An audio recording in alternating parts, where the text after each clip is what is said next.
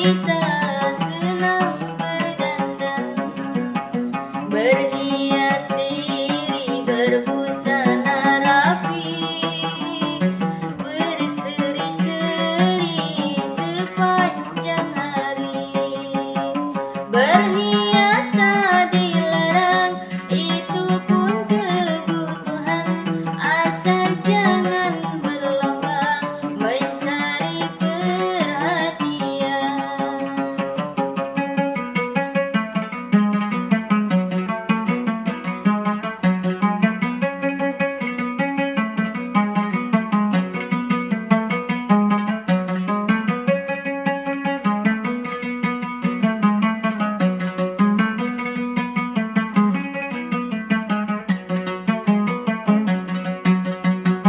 Bermacam-macam alat kecantikan, model busana pun ikut berperan, seiring dengan langkah kemajuan.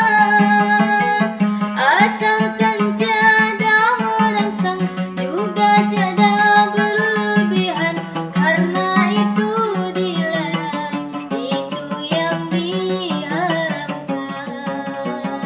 Dari dahulu hingga sekarang, kaum wanita senang berdandan, berhias diri berbusana rapi, berseri-seri sepanjang hari.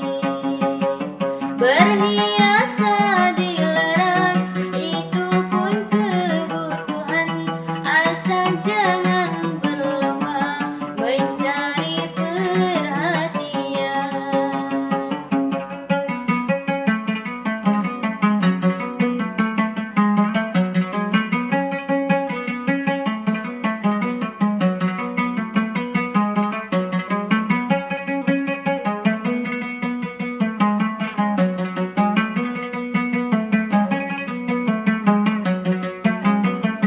Bermacam-macam alat kecantikan, model busana pun ikut berperan, seiring dengan langkah kemajuan. Asalkan tiada merangsang, juga tiada berlebihan, karena itu dilarang, itu yang diharamkan. Dari dahulu hingga sekarang, kaum wanita senang berdandan, berhias